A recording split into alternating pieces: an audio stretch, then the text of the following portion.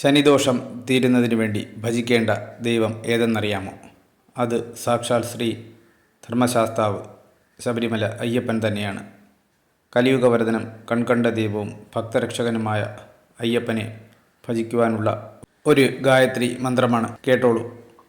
ഓം ഭൂതനാഥായ വിദ്മഹേ ഭവപുത്രായ ധീമഹി തന്ന ശാസ്താ പ്രചോദയാത്. ഇത് അയ്യപ്പൻ്റെ ഗായത്രി മന്ത്രം എന്ന പേരിലും അറിയപ്പെടുന്നു. ഇതുകൂടാതെ മറ്റൊരു മന്ത്രം കൂടി ചൊല്ലിത്തരാം. ലോകവീര്യം മഹാപൂജ്യം സർവരക്ഷാകരം വിഭും പാർവതീഹൃദയാനന്ദം ശാസ്താരം പ്രണമാമ്യഹം. സ്വാമിയേ ശരണമയ്യപ്പാം.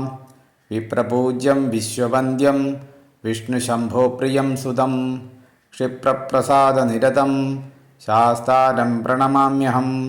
സ്വാമിയേ ശരണമയ്യപ്പ.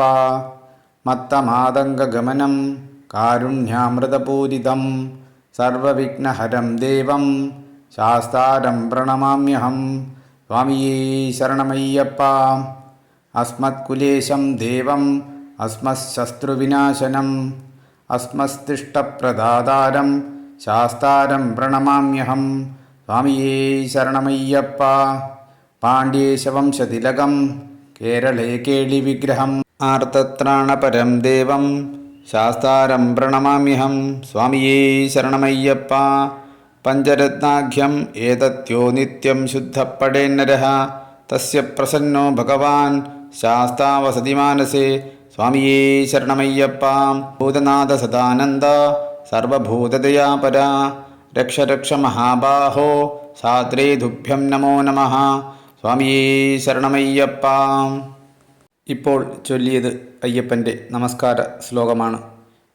ഈ രണ്ട് വരി ചൊല്ലിയ ശേഷം അയ്യപ്പനെ നമസ്കരിക്കുന്നതോ അല്ലെങ്കിൽ ഇത് മുഴുവനായി ചൊല്ലിയ ശേഷം അയ്യപ്പനെ നമസ്കരിക്കുന്നതോ അത്യുത്തമം തന്നെയാണ്. ഈ നമസ്കാര മന്ത്രത്തിൻ്റെ അവസാന 4 വരിയായ ഭൂതനാഥ സദാനന്ദ സർവഭൂതദയാപര എന്ന് തുടങ്ങുന്ന മന്ത്രം ജപിച്ചുവാൽ തന്നെ ഇത് പൂർണ്ണമായി ജപിച്ചതിൻ്റെ ഫലം ലഭിക്കുന്നതാണ്.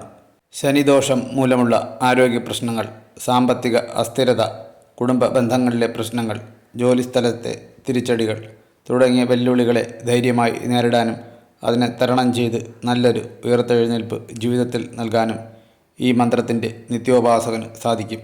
അതിനാൽ ഈ മന്ത്രം ദിവസവും വൈകുന്നേരങ്ങളിലോ രാവിലെയോ എപ്പോഴെങ്കിലും സമയം കിട്ടുമ്പോൾ ഒരു പ്രാവശ്യമെങ്കിലും കേൾക്കുകയും ഇത് പഠിച്ച് പറയുവാൻ ശ്രമിക്കുകയും വേണം. ഇത് തുടർച്ചയായി ഒരു മണ്ഡലകാലം, അതായത് 41 ദിവസമെങ്കിലും ജപിച്ചാൽ മാത്രമേ ഇതിൻ്റെ ഫലം നമുക്ക് ലഭിക്കുകയുള്ളൂ. വീഡിയോ ലൈക്ക് ചെയ്യുക, ഷെയർ ചെയ്യുക. ദേവലോകം എന്ന ചാനൽ സബ്സ്ക്രൈബ് ചെയ്യുക.